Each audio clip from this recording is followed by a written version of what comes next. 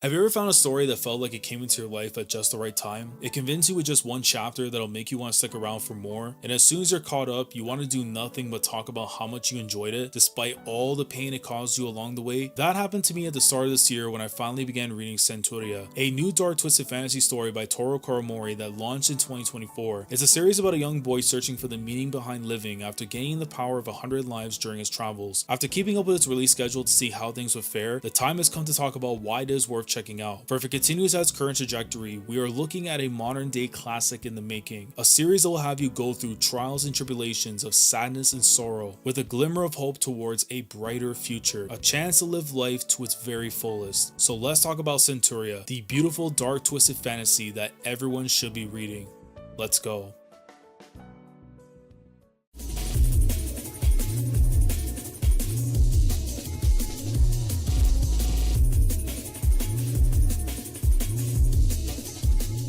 At the start of this year, I was looking for a brand new manga to get into, and I always kind of do this every single year when it comes to seeing stuff that I kind of missed out on in the previous year. Something that would catch my attention and give me a reason to keep up with it on a weekly basis. There are quite a few series that I did get into this year, but I may save those for future videos if I decide to talk about them a little bit more. Some of them you might be aware of, but like I said, I'm going to save them for another time. The one that I do want to talk about today, however, is Centuria, a dark fantasy manga by Toru Koromori, who is currently publishing the series in Jump Plus's magazine. Koromori's name may seem a little familiar to some people, and that's because they are a former understudy to Tatsuki Fujimoto, the author of Chainsaw Man, and they have also worked with Yuki Nobutatsu, the author of Dadadan. And to be the understudy of those authors that we know are currently publishing two of the most popular manga going to date, you may be thinking to yourself that because of the time that they spend with those authors, that they may break out into their own lane and create their own series. And that's exactly what Koromori has done. This is their debut manga. Centuria is the very first series that they have published as their own right series, not a one shot or nothing. This is a full-fledged manga, and there's a lot of pressure to take into account considering that Centuria is in fact Koromori's debut manga. So you would think that we should take things a little bit easy and not throw someone straight into the spotlight. If I didn't think this story was good enough to warrant to make a video about it and talk about why I think it's something good and I think it could be the next breakout series, I wouldn't have bothered making this video at all. So for me to do this, it tells you right now that I actually believe it, and I'm going to tell you exactly why. And for the past year, it's been doing exactly just that. It's going off the merit and effort that Koromori has established. It hasn't been because of the fact that they work with these other authors that we know about. They're making their own presence known. And it's because of the things that I've been seeing in this story that tell me right now that Centuria is a series that we're going to be knowing for a very long time. So what exactly is Centuria? What is it all about that I consider it to be something that everyone should be reading? Let's first tell you what it's about. Centuria, which has century in its name because you know there are like 100 years in a century. That's a very important detail, so don't forget that. It follows the life of a boy named Julian, and his life hasn't been kind to him whatsoever. He was sold by his own mother into slavery, and his life had no value for as long as he's been alive. He lived with a blacksmith until breaking free from his control by breaking a brick over his head, and honestly I like that mentality. Like when I saw that happen the very first page or so, I'm like, yo, I like the energy from this guy. So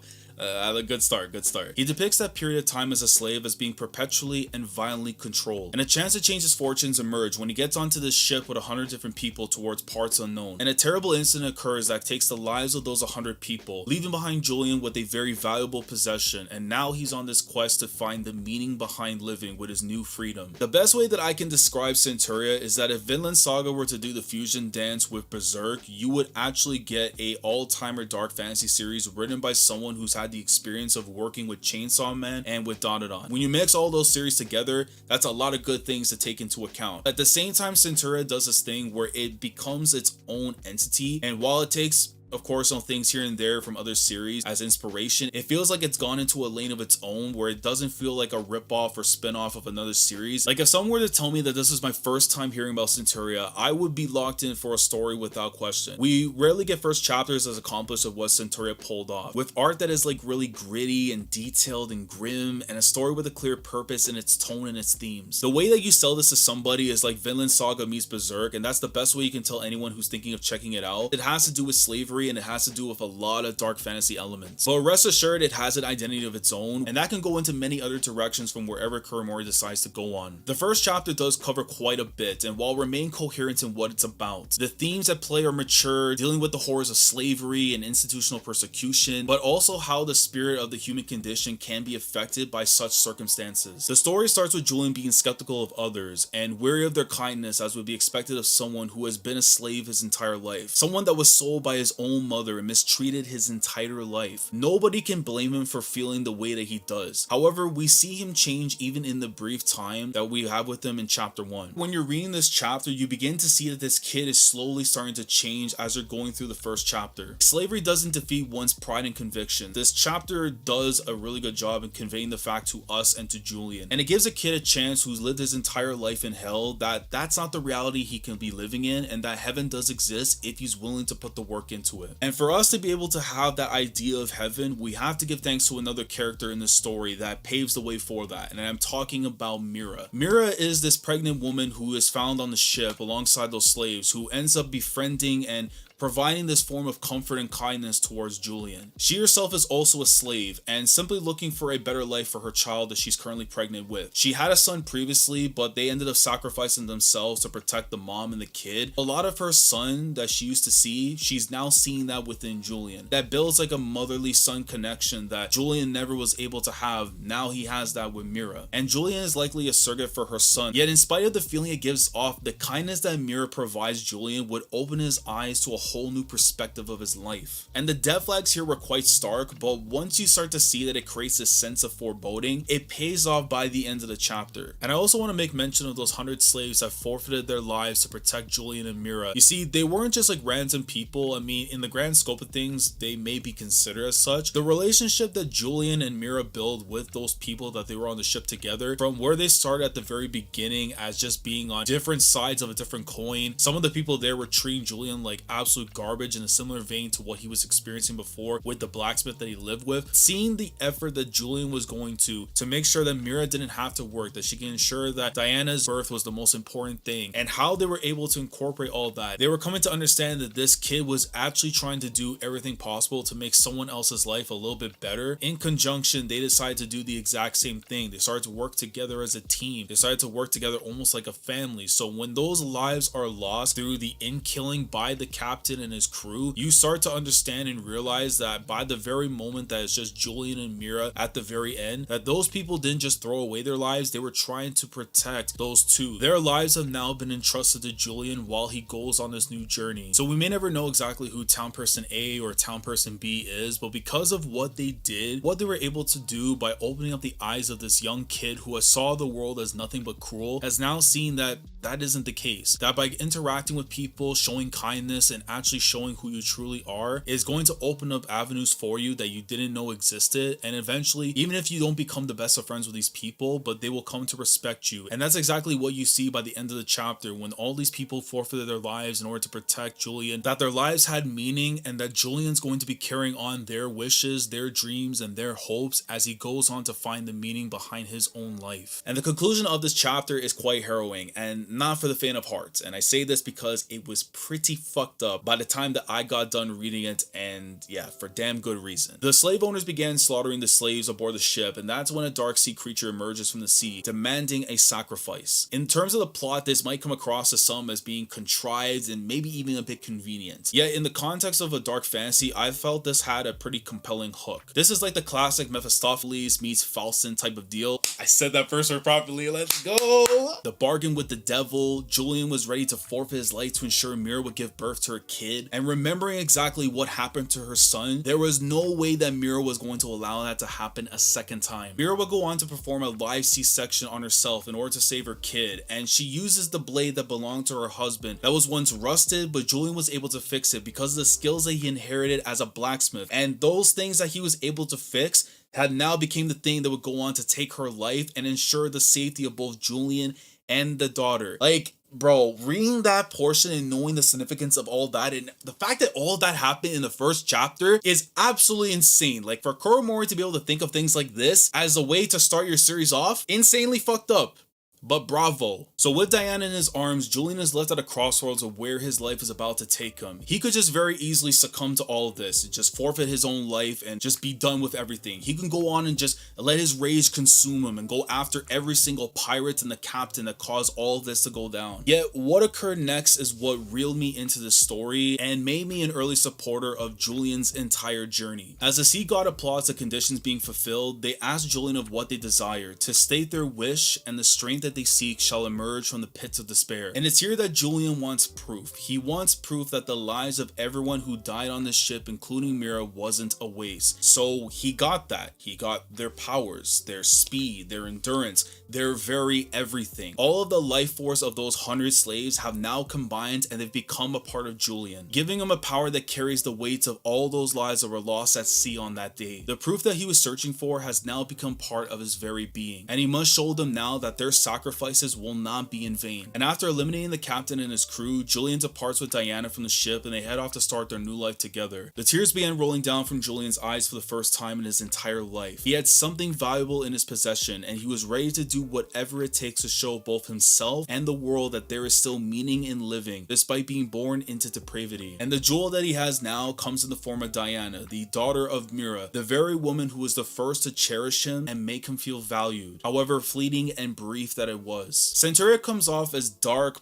poignant, and gripping with a glimmer of hope. The storytelling is fairly straightforward and self-assured, going through a turmoil of emotional beats and plot points with a strong efficiency. It can come across as a bit rushed and too on the nose, and I wouldn't blame some readers for feeling that way. How I viewed it is that Kuramori's function of wanting a chapter 1 to serve both as a prologue and the hook. When I think about other series like Vinland Saga, that it took a while to really get into the hook of things, and then once you get into it, you see what it's all about. Other series like Berserk as well that took its time to get to the point. Then there's another series that I do connect with in some ways for having a very strong hook in its first chapter would be Kingdom. And if you know what I'm talking about for the hook, you know that when you read that, you're locked in for life. I kind of got a similar feeling to that when I read the first chapter of Centuria. This series wants to impact you from the get-go, and time will tell how it evolves from here on out. Nowadays with most series, if the hook isn't appealing enough to keep you within the short term, let alone for its entire future, the chances of that manga's survival begin to plummet immensely. It didn't need to be as daring and risk-taking, but in doing so, it set the tone for the entire story, and what it will feel like during its entire run. And I'll honestly go as far as saying that this, to me, has the best hook into a series since I first read Kingdom. When I talk about Kingdom on here, I hold Kingdom in a holy grail territory. It's one of the best manga I've ever read. For me to establish something from that series and take it and compare it to what I've got out of Centuria gives me hope that there may be a similar vein to it,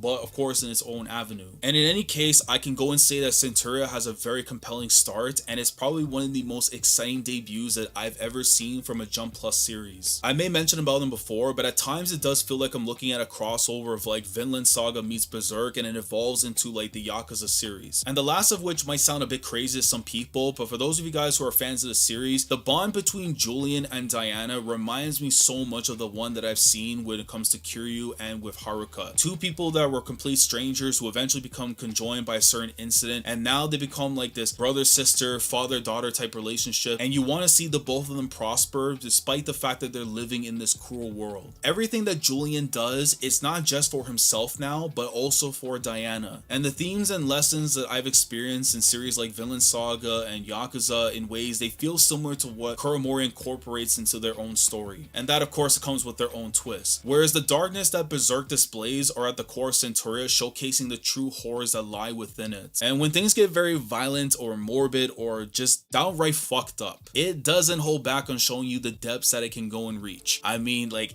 so far from what I've seen, man, it can go into some really dark stuff that makes you think like, what the hell have I gotten myself into? The art really stood out to me while reading the series. Like, you can feel everything that hits the surface in the penmanship Kuramori displays with each panel they draw. It packs a punch in its grit and gloominess that fits perfectly in depicting what the story is about. When Kuramori does incorporate elements of light in their art to show that not everything is clad in darkness, it's almost like we're being rewarded for sticking around and seeing that there is hope somewhere out there. Almost as a lesson to not take it for granted, and when the light shines upon you, good things are coming. Like, the double spreads are really well drawn and are utilized with due diligence. Whenever it's to showcase a major moment in a fight, taking in the scenery, showcasing the allure that is Centuria's world, or to show you something like this and I wonder what the fuck have I got myself into. Another aspect that I really love about this series is the fights. Like, it doesn't matter if it comes down to the use of like mystic powers or rolling up your sleeves and just throwing up your hands. The way that you feel in these fights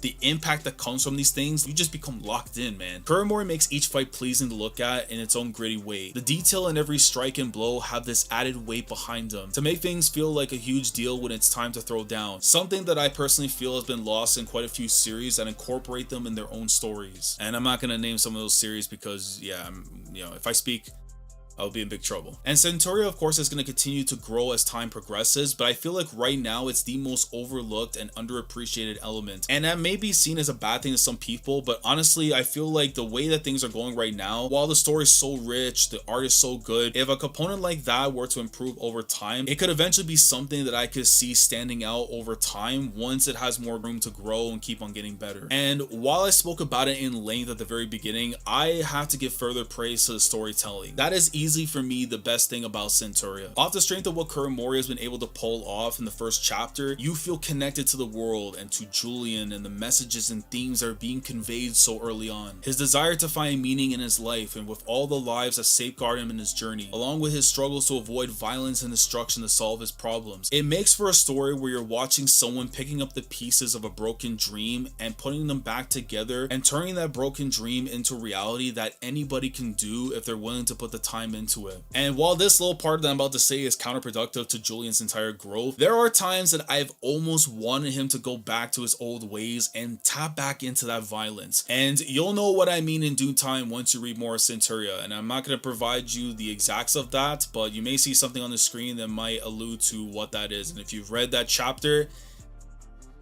yeah.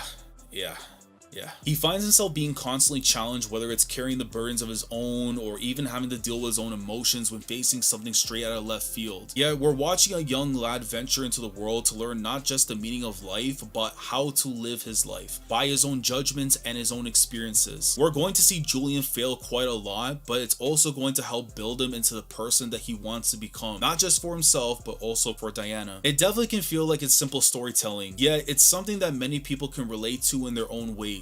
It has plenty of room to grow to get even better, and if it takes the steps necessary to improve itself over time in its development, Centuria could very much have a story that can stand the test of time amongst the all-time greats, with a main character that every reader will possibly view as a future GOAT in the making. I've also really liked how the mysteries have been revolving around certain components of the story and how they've been handled thus far. Kuromori has put some careful planning into the story of Centuria and putting on this grander stage the more that the world is beginning to open. Like we've seen so far when it comes to Julian's powers and how they are being utilized, and while in some ways it's very easy to see exactly when those powers could eventually run out, there's always these little curveballs being thrown in because of every time we're meeting up with certain deities. It still keeps you on your toes, and things can change in a moment's notice a lot sooner than later. I would love to speak a lot more on Diana, but I feel like if I were to do that, I would basically be spoiling certain events in the story, so I'm going to encourage people to go ahead and read Centuria for themselves to see exactly what I'm referring to, because for me, when it comes to the characters that I feel further connect me to the story and make me want to see it to its full capacity and where it goes from here on out, Diana has now become a central figure to that. And again, I would encourage you to read it because you'll know why. Like, not only she is that precious daughter, Kuromori is not capping whatsoever when it comes to her being this very valuable possession, and if you know, you know.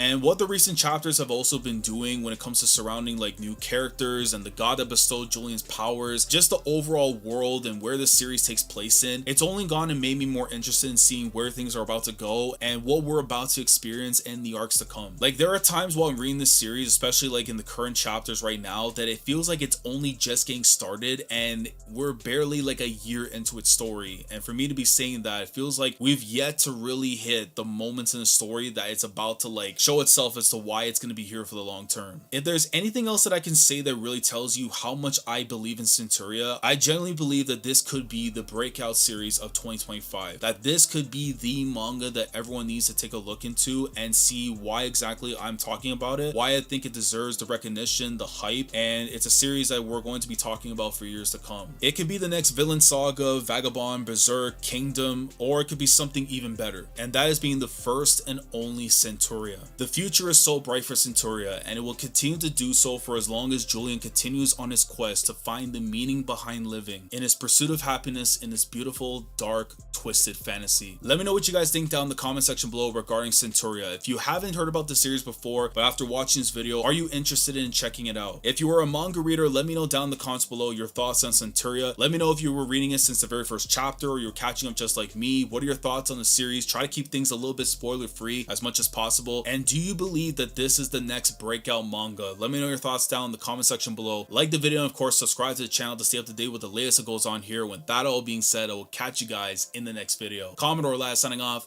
Thank you so much for watching, and as always, take care.